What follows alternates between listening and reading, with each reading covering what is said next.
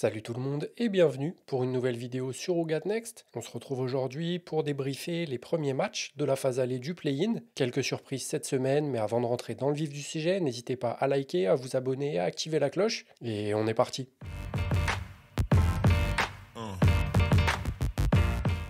Et comme chaque semaine, on démarre la vidéo avec les news. Et la première actualité de la semaine, elle est tombée mardi, un peu plus de 24 heures avant le premier match du play-in de Mersin. C'est la blessure d'Iliana Rupert qui verra la joueuse être éloignée des parquets pendant au moins 6 semaines. On parle d'une fracture de la main. On a été alerté lors du match de championnat de la semaine dernière de Mersin, où Iliana avait dû sortir mais était revenue sur le parquet après quelques minutes au vestiaire. On pensait que ça serait plutôt bénin et au final c'est quelque chose d'assez lourd. Donc 6 semaines d'absence pour la joueuse française, c'est une terrible nouvelle pour Mersin, car je pense que je le répète assez depuis le début de saison, mais Iliana Rupert c'est vraiment la plaque tournante de cette équipe, c'est elle qui fait la pluie et le beau temps, que ça soit offensivement ou défensivement, et sans elle ça va devenir très compliqué, et on l'a d'ailleurs vu cette semaine en Euroleague. Et la deuxième info de cette semaine, elle est toute fraîche, c'est la signature de son contrat rookie de Carla Leight, draftée l'an dernier par les Dallas Wings. Elle a été sélectionnée lors de la draft d'expansion par la nouvelle équipe de Golden State, et elle a signé son contrat. Elle rejoint donc le contingent français de cette nouvelle franchise, composée notamment de Iliana Rupert et de Janelle Salin. Et c'est une très bonne nouvelle pour la meneuse française, qui vit une saison assez compliquée dans son club de Villeneuve d'Ascq. Minée par les blessures et donc reversée en Eurocup au terme de la première phase de l'Euroleague, elles sont encore dans le dur en LFB, mais arrivent tout de même à performer sur la scène européenne, car la Leight, qui a d'ailleurs fait un carton cette semaine avec son équipe en Eurocup, une large victoire sur Beşiktaş et une performance à 34 déval pour la meneuse. On a fait le tour pour les news, on passe tout de suite au match de la semaine.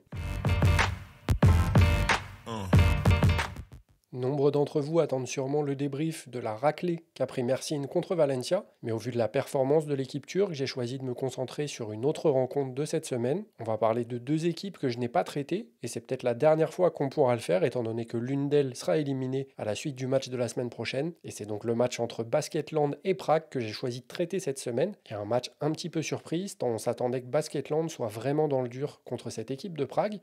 Mais non, c'est un résultat assez surprenant, une défaite sur le score de 72 à 68, mais Basketland garde quand même espoir de se qualifier la semaine prochaine. En effet, l'équipe du Sud-Ouest n'aura besoin d'une victoire que de 5 points pour passer à l'étape suivante de cette Euroleague. Et le club du Sud-Ouest a fait une très belle prestation, notamment en première mi-temps, et je vous disais la semaine dernière qu'il y avait quelques clés à respecter pour espérer s'imposer contre cette belle équipe de Prague, et Basketland a plutôt bien géré les espaces que j'avais identifiés. En effet, la semaine dernière, je vous parlais du fait que Prague était une équipe qui allait beaucoup sur la ligne des lancers francs, qui était assez agressive vers le cercle, et donc que Basketland devrait limiter son nombre de fautes pour empêcher cette équipe de Prague d'aller sur la ligne. Ça a été chose faite, avec seulement 16 fautes collectives sur l'ensemble du match pour Basketland, et seulement 9 lancers tentés pour Prague, très loin de sa moyenne habituelle. Dans les autres points importants que je mettais en avant la semaine dernière, il y avait le fait d'être très agressif vers le cercle. Et ça a été chose faite notamment en première mi-temps, par l'intermédiaire d'abord de Johanna Eodo, puis de Leila Lacan, et enfin de Marie Pardon, qui ont été assez agressifs vers le cercle. Cependant, en deuxième mi-temps, en dehors de Marie Pardon, on a perdu un petit peu cette agressivité, et ça a coûté très cher pour la suite du match. La dernière clé du match que j'avais mis en avant du côté landais, c'était le fait d'empêcher Breonna Jones de recevoir le ballon proche du cercle. Et malheureusement, c'est sur ce point que ça a fait défaut pour Basketland, car l'américaine a roulé sur absolument tout le monde pendant ce match, 31 points, 16 rebonds, et elle a absolument tout fait. Provocation de faute, du tir à mi-distance, elle a été inarrêtable dans la raquette, rebond offensif également, donc vraiment ça a été le point noir pour Basketland, de ne pas avoir réussi à la contrôler. On a essayé de lancer plusieurs joueuses sur elle, il n'y avait rien à faire sur ce match, Breonna Jones était juste trop forte et inarrêtable. Et malgré une excellente performance de son intérieur américaine, Prague a quand même dû s'employer pour s'imposer à Mont-de-Marsan. Et c'était une des clés que j'avais mis en avant la semaine dernière, de ne pas se faire piéger dans cette salle. C'est que Basketland n'avait perdu qu'un match jusqu'à présent en Euroleague à la maison, c'était contre Mersin, donc l'une des favoris au titre, et donc il fallait faire très attention. Et porté par son public, les Landaises ont failli faire un coup, et ont surtout été portées en première mi-temps, avec une adresse indécente sur les 20 premières minutes. 10 sur 16 à 2 points, 7 sur 16 à 3 points, et 41 points marqués en première mi-temps. Les Landaises ont marché sur l'eau pendant les 20 premières minutes, mais malheureusement, C'est dur de garder une adresse comme ça tout le match et c'est redescendu et revenu à la normale en deuxième mi-temps. De son côté, Prague a eu beaucoup plus de mal en première mi-temps avec un sale 2 sur 11 à 3 points et seulement 35 points marqués sur les 20 premières minutes. Et c'est aussi dû au manque de rotation que je soulignais la semaine dernière dans les clés du match, avec seulement 8 joueuses de Prague qui ont foulé le parquet, dont les 5 titulaires qui ont toutes joué plus de 30 minutes. Et sur son faible temps de jeu, l'apport du banc a été famélique, et on pense notamment à la rentrée d'Ezzy McBegor qui est totalement hors rythme, un peu moins de 11 minutes passées sur le parquet pour elle, et un très mauvais -10 de plus-minus qui montre son inefficacité pendant cette rencontre. Et la dernière clé que j'avais mis en avant la semaine dernière pour Prague, c'était de couper Luisa Gesell-Soder du ballon le plus possible, et ça a été fait plus ou moins bien. L'équipe tchèque a décidé de laisser Luisa s'écarter au maximum pour la forcer à prendre des tirs à 3 points. On sait que c'est une joueuse qui est capable d'en mettre, mais c'est pas sa qualité première. Et dans la continuité de ce qui s'est passé en première mi-temps, elle a été très à droite, avec un bon 3 sur 5 à 3 points, mais elle a malgré tout été privée de ballon la plupart de la rencontre, en particulier proche du cercle. On sait que c'est sa force première, et Prague, par l'intermédiaire de Valeria Nayayi, a très bien fait le boulot pour l'écarter au maximum de la raquette. Et on va revenir un petit peu sur ce qui s'est passé pendant le match, en commençant dès le début par Basketland, qui a mis en place de très bons systèmes, notamment pour libérer ses shooteuses. Et on le voit tout de suite dès le début du match, avec un bon système, Leila Lacan balle en main, qui prend un faux pic de Luisa Gesell-Soder pour venir chasser Destiny Slocum qui se trouve à 45 degrés. Destiny Slocum qui va poser un écran sur Valeria Nayayi pour libérer Clarence Diabditaldi. Mais c'est en fait un leurre, puisque Clarence va tout de suite poser un écran sur la joueuse de Slocum, qui va remonter, donc prendre l'écran de Diabditaldi, puis celui de Gesell-Soder, pour se retrouver avec un tir plus ou moins ouvert. Teia Oblak est plutôt bien revenu et ça va faire filoche. Donc très bon système de la part de Julie Barren qui a tout de suite vu que Prague n'avait pas forcément envie de faire les efforts en début de match. Et ça se voit notamment sur cette action avec Johanna Eodo qui a le ballon en main, défendu par Veronika Vorakova, qui va prendre le pic de Clarence Diabditaldi et regarder déjà en moins d'un pic le retard qu'a Vorakova sur le ballon. Ce qui laisse tout l'espace à Eodo pour prendre ses appuis et le retour un petit peu tardif de Valeria Nayayi ne l'empêchera pas de marquer. Et au-delà d'une très forte adresse sur la première mi-temps, c'est surtout l'intelligence de ces joueuses qui a permis à Basketland de faire la course en tête après 20 minutes. Et on le voit notamment sur des situations différentes, d'abord de Marie Pardon, puis de Leila Lacan. Donc ici on a Marie Pardon qui a provoqué le switch avec Off qui défend sur elle et qui va venir driver. Et ensuite on a quelques instants plus tard la même séquence avec Leila Lacan, toujours avec Off, qui a vraiment du mal à tenir les extérieurs, et Basketland en a profité. Sur les deux attaques, ça a fini par des paniers. Et c'est quelque chose qu'on n'a pas retrouvé en deuxième mi-temps. Et c'est ce qui manque à cette équipe de Basketland, c'est de trouver de l'alternance de jeu sur 40 minutes. Parce que le problème, c'est que défensivement, c'est très dur de contenir cette équipe de Prague, tant il y a d'options dans l'équipe. Valeria Nayayi a d'ailleurs très bien commencé son match, et Prague a été létale sur son jeu de transition, avec notamment 12 points en contre-attaque et 17 venant de pertes de balles.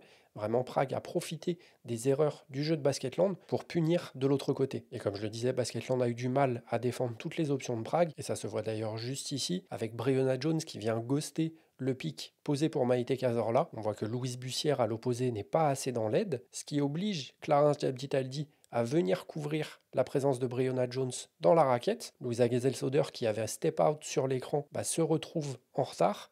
Et on le voit, Valeria Nayayi en tête de raquette à 3 points, qui se retrouve totalement seule. Un tir dans un fauteuil pour la Française qui a eu un petit peu d'adresse en première mi-temps, mais c'est vite retombé, elle qui finit à 2 sur 7 à 3 points. Et de l'autre côté, et c'est assez rare pour le souligner, Basketland a été plutôt efficace offensivement. Je le montrais tout à l'heure avec un bon système pour libérer les shooteuses. Et on a également eu des bonnes lectures. On le voit sur la séquence juste ici, avec Johanna Eodo qui se retrouve balle en main. On l'a d'ailleurs beaucoup vu initiatrice de jeu sur cette rencontre, qui prend le pic de Louisa Gesell-Soder pour obliger Breonna Jones à sortir un petit peu. Louisa va ensuite rouler en plein dans la raquette. Breonna Jones est totalement en retard. L'aide est plutôt à l'heure et Gesell-Soder va trouver Louise Bussière dans le corner, qui a fait un très bon match d'ailleurs sur sa rentrée pour un tir. Donc toujours une forme de tir très atypique pour la joueuse de Basketland, mais il y a une forte adresse. Elle finit à 4 sur 8 à 3 points, en ayant pris quelques prières au buzzer qui ont fait chuter un petit peu son pourcentage. Et je vous le disais, les lectures de Basketland ont été très bonnes. Elles ont su identifier les retards de Breonna Jones à chaque fois qu'il y avait des pick and roll qui étaient posés, et elles ont exploité totalement cette solution-là. On le voit encore ici, avec encore une fois Johanna Ewodo ballon en main, sur toujours un pic de Louisa Gesell-Soder. Breonna Jones va venir step out, mais va être trop lente pour recover derrière sur l'écran. Et Louisa Getzelsolder se retrouve totalement seule dans la raquette. Une très bonne passe d'ailleurs de Johanna Ewodo sur cette séquence qui va se terminer par un panier marqué. Donc vraiment, Basketland en première mi-temps a très bien lu ce que lui proposait la défense de Prague. Et c'est d'ailleurs ça qui leur a permis d'être en tête à la pause. Et alors que tout se passait très bien en première mi-temps, le retour des vestiaires a été dévastateur pour Basketland, qui encaisse un 12-0 d'entrée et qui voit Prague repasser devant au score. Et ça se traduit notamment par une miscommunication sur certaines séquences. Je vous ai dit tout à l'heure que Prague avait été létal en transition, et c'est encore une fois le cas sur cette séquence. Avec Teja Oblak qui se retrouve seule à 3 points, qui oblige Destiny Slocum à faire un choix, à sortir sur elle ou à sortir sur Maïté Cazorla dans le corner. Teja Oblak qui aurait pu prendre le tir ici, va venir faire la passe à Maïté Cazorla, obligeant la défense à faire un choix. Mais là, il n'y a pas de communication et on voit Destiny Slocum et Johanna Ewodo qui se dirigent toutes les deux vers la joueuse seule dans le corner, qui va tout de suite remettre le ballon à Teja Oblak pour un 3 points totalement ouvert. Et même chose sur une autre séquence, Courtney Treffers qui se retrouve à step out sur un end-off à 45 degrés, laissant Breonna Jones avec beaucoup trop d'espace à cet endroit-là, qui va se retrouver à plonger dans la raquette pour mettre 2 points. Et la communication de Basketland sur ces séquences-là ont été très compliquées. C'est d'ailleurs pour ça que Prague a pu refaire son retard et repasser devant. Prague a également monté le ton en défense avec le premier panier encaissé quasiment 6 minutes après le retour des vestiaires. Dans la continuité des actions précédentes, Basketland a fait beaucoup d'erreurs. On le voit ici, Louisa Getzelsolder qui sort très fort sur le step-out, Louise Bussière qui a un petit peu de retard, on a Maïté Cazorla qui va arrêter son dribble assez haut, mais Louisa Getzelsolder est totalement perdue, et derrière en défense ça ne communique pas, et si vous regardez Izzy McBegor sur la ligne de fond, son déplacement est excellent, Maïté Cazorla va pouvoir la trouver dans le dos de tout le monde, et ça fait 2 points, une des très bonnes actions de la part d'Izzy. Malheureusement ça a été une des seules de la soirée. Même chose ici encore où ça ne se parle pas assez du côté de Basketland, avec la balle au poste bas. On voit Louise Bussière qui défend sur l'aile à l'opposé, qui met quasiment un pied dans la raquette pour défendre, et Louisa Getzelsolder qui va venir essayer de trapper la joueuse avec le ballon, laissant Breonna Jones seule. Donc très bonne initiative de Louise Bussière de descendre pour couvrir la passe sur Breonna Jones. Malheureusement pour Basketland, la lecture de Prague est excellente, avec la skip passe à l'opposé pour un 3 points totalement ouvert. À ce moment-là du match, alors que Basketland reprenait un petit peu des couleurs, c'est très compliqué d'encaisser un panier comme ça, surtout sur un manque de communication. Mais on a aussi vu certaines joueuses qui n'avaient pas forcément envie de faire les efforts sur ce match. Ici, je parle de Clarence Diabditaldi, qui a eu un match très compliqué, tant offensivement que défensivement. Et il y a une séquence en fin de match qui le montre très bien.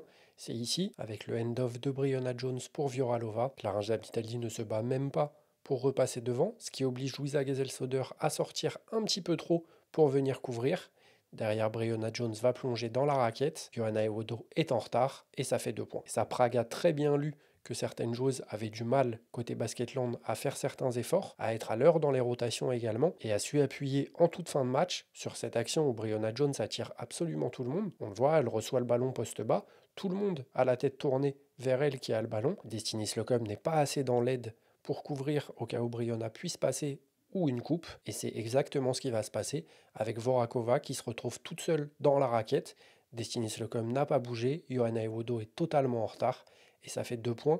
À 2 minutes 22 de la fin, le match était quasiment déjà plié. Basketland est revenu un petit peu grâce notamment à des tirs de Destiny Slocum, mais malheureusement c'était pas suffisant pour s'imposer à la maison. Une défaite assez dure à encaisser pour Basketland, échouer à seulement 4 points c'est jamais facile, surtout face à une belle équipe de Prague, et le match retour s'annonce extrêmement compliqué, car Basketland a quasiment fait le match parfait sur cette rencontre, notamment grâce à une très bonne adresse, alors que Prague a été un peu plus dans le dur sur ce point. Et on sait qu'on a toujours tendance à être un peu plus adroit à la maison qu'à l'extérieur, et on peut s'attendre à une réponse de Prague dès mercredi pour assurer sa place au Final Six. Voilà, je pense qu'on a fait le tour pour ce match. Une défaite rageante pour les Landaises. Malgré tout, il y a encore de l'espoir pour se qualifier la semaine prochaine. C'est d'ailleurs pas la seule équipe à avoir créé la surprise, et on en parle tout de suite dans les autres rencontres. Et dans les autres rencontres, on a eu la grosse surprise de cette semaine, c'est la gifle infligée par Valencia à Mersin, plus 32 au final. Mersin a fait illusion pendant la première mi-temps, mais très vite au retour des vestiaires, ça a complètement craqué. Marine Fotoux a pourtant tout fait pour essayer de garder son équipe dans le match, notamment en première mi-temps, avec un niveau de jeu absolument incroyable. Du drive, de la transition, des tirs à 3 points à 8 mètres, agressif vers le cercle, elle a amené de la variation dans son jeu, un petit peu d'alternance, et ça a fait très mal.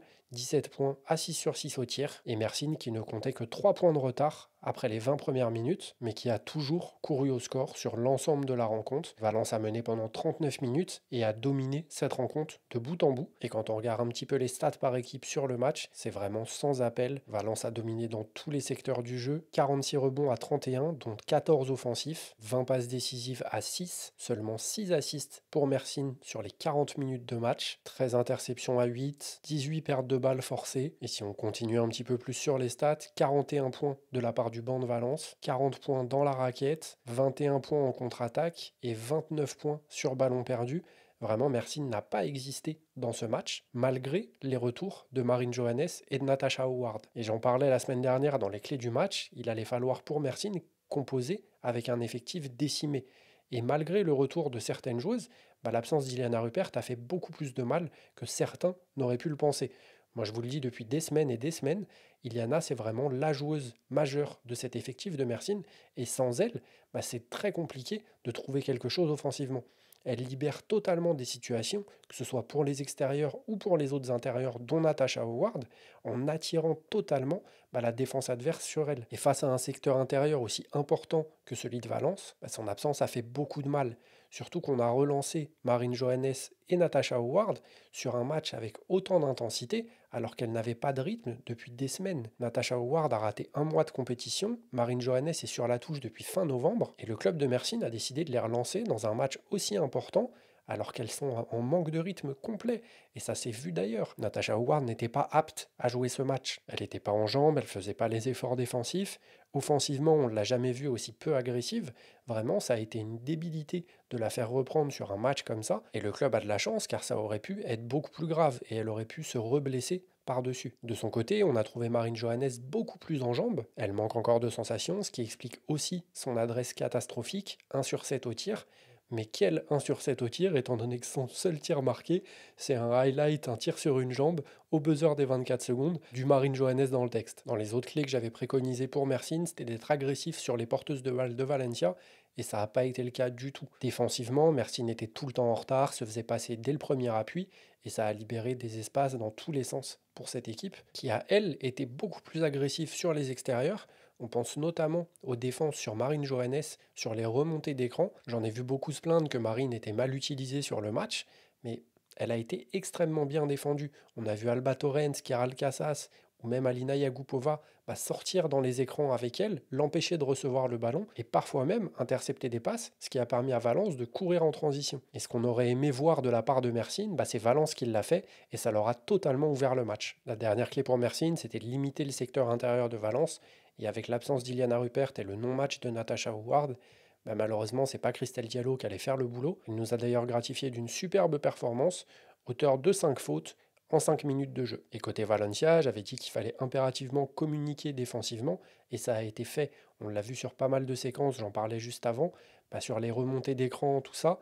Les joueuses qui venaient se mettre un petit peu en opposition pour ralentir la course des attaquantes de Mersin, ça a aidé à intercepter des ballons, ça a permis d'être à l'heure dans les rotations, surtout contre une équipe de Mersin qui a forcé sur le 1 contre 1 et qui n'a pas réussi à mettre de jeu collectif en place. La deuxième clé, c'était de limiter l'apport d'Iliana Rupert sur le match. Malheureusement, à cause de sa blessure, on n'a pas pu la voir sur le parquet et ça a permis à Valence de vraiment asseoir sa domination sur le match. La dernière clé, c'était de ne pas rentrer dans un concours à 3 points.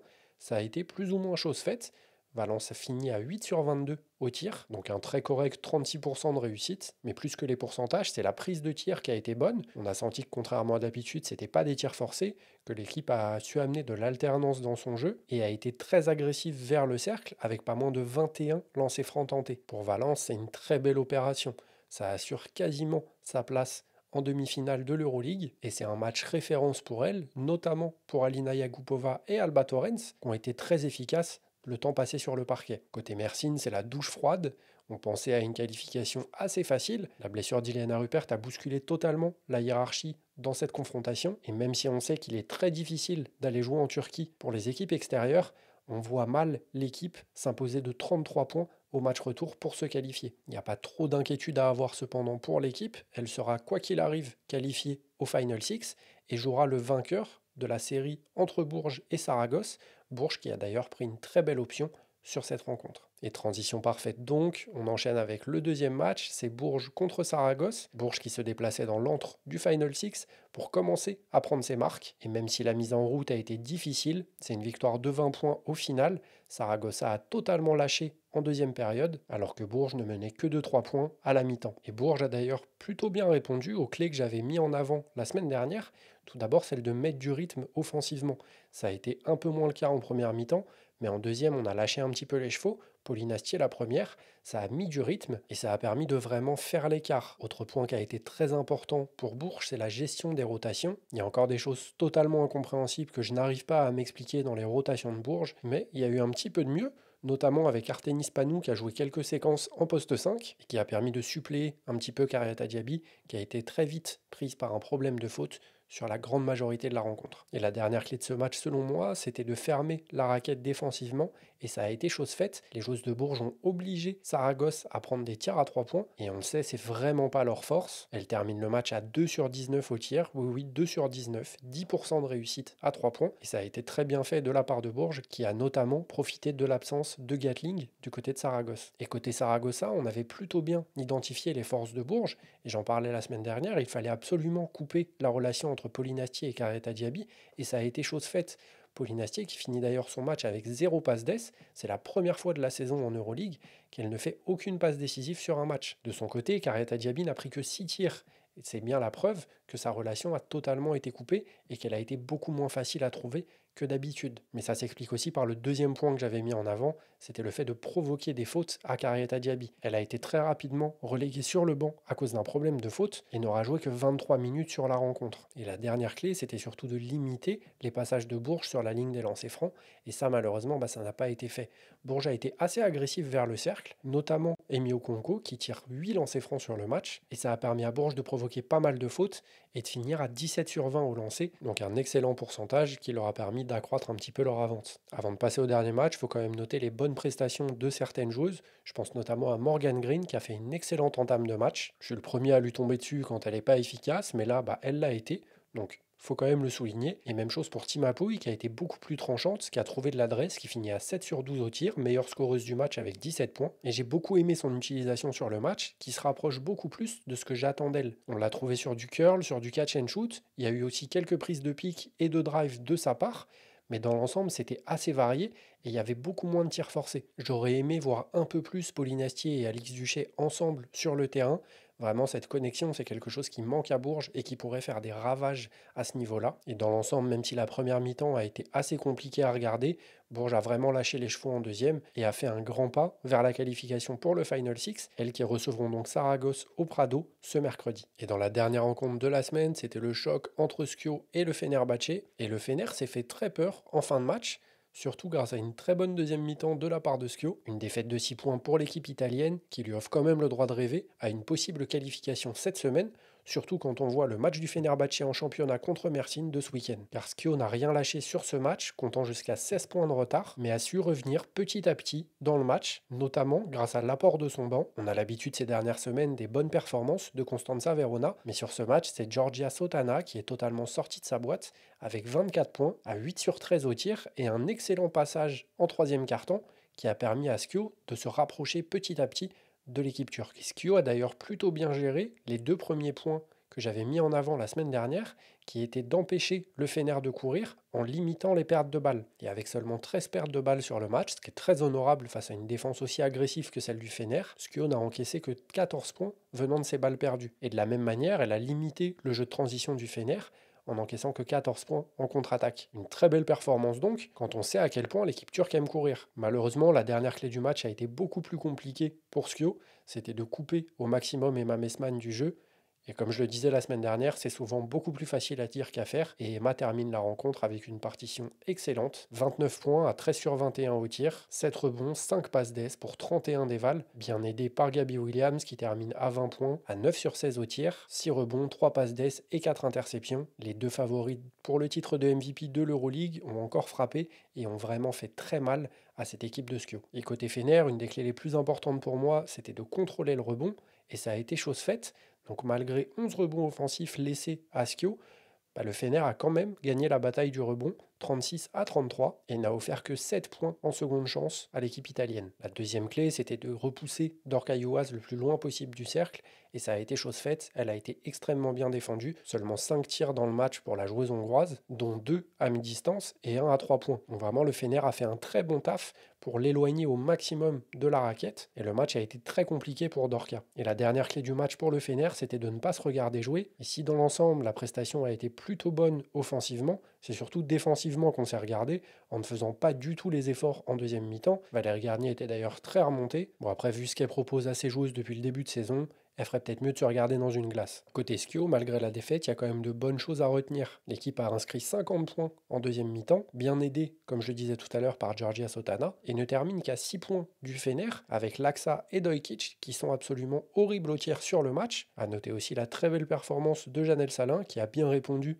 à sa compatriote française dans l'équipe d'en face. Elle termine à 19 points à 6 sur 10 au tir. On l'a vu également aller chercher ses points sur la ligne des lancers francs. Donc une fois de plus, une excellente performance de la part de Janelle qui nous prouve encore une fois qu'elle fait partie des meilleures joueuses d'Europe cette saison. Du côté du Fener, pas trop d'inquiétude à avoir non plus. L'équipe finit avec un terrible 4 sur 17 à 3 points, seulement 23% de réussite. Et on peut se dire qu'à la maison, il y aura sûrement un petit peu plus d'adresse pour l'équipe turque. À noter aussi, j'en avais pas parlé dans les vidéos précédentes, mais le départ de Marija Lekovic, la jeune meneuse du Monténégro qui était en bout de banc et qui a signé à Avenida il y a une dizaine de jours, ça fait quand même un creux au niveau de la création du côté du Fener, surtout depuis la blessure d'Alpere Onar. On l'a vu, quand Julie Allemand n'est pas sur le terrain, c'est Sevgi Uzun ou Gabby Williams qui prennent plus ou moins la main, et une rotation comme Lekovic n'aurait sûrement pas fait de mal sur un match comme ça pour le Fener. Donc à voir sur la fin de saison comment ça va se passer, mais le manque de rotation sur le poste de meneuse de jeu peut peut-être poser un problème. Voilà, on a fait le tour de tous les matchs de cette semaine pour le play-in.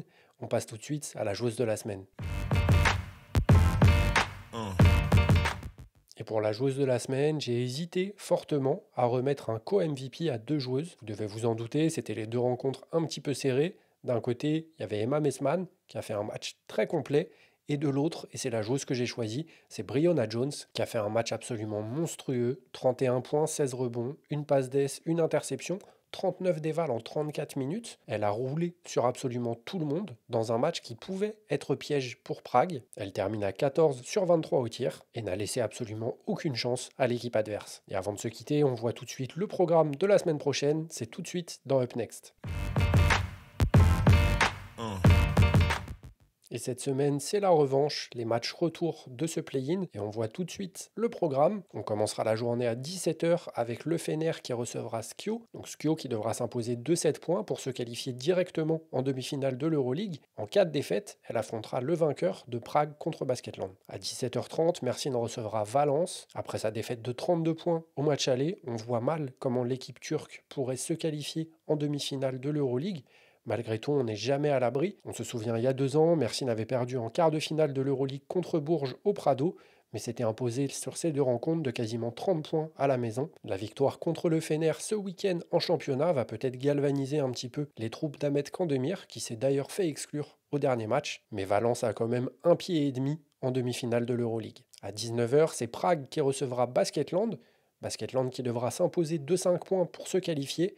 En cas de défaite, la course en Euroleague s'arrêtera ici pour l'équipe du Sud-Ouest. On l'a vu mercredi dernier, elles ont les armes pour embêter cette équipe de Prague. Donc moi je mets quand même une petite pièce sur la victoire de Prague et leur qualification au Final Six. Et enfin, le dernier match de la soirée, ce sera à 20h. Ce sera Bourges qui recevra Saragossa au Prado. Saragossa qui va devoir s'employer et gagner de 21 points si elle veut pouvoir se qualifier pour la suite de la compétition. On sait que Bourges est capable de lâcher totalement des matchs et de déjouer sur des longues périodes. Malgré tout, vu la faiblesse du jeu de Saragosse sur la saison, on voit mal comment Bourges pourrait rater sa qualification au Final Six. Cette phase retour du play-in devrait en tout cas être très passionnante. Et c'est tout pour cette semaine. Merci tout le monde d'avoir regardé la vidéo jusqu'au bout. N'hésitez pas à liker, à vous abonner. N'hésitez pas à me dire en commentaire ce que vous avez pensé de cette première journée de play-in et à me dire selon vous quelles sont les équipes qui vont se qualifier pour le Final Six. On se retrouve dimanche prochain pour débriefer les matchs retour et peace out.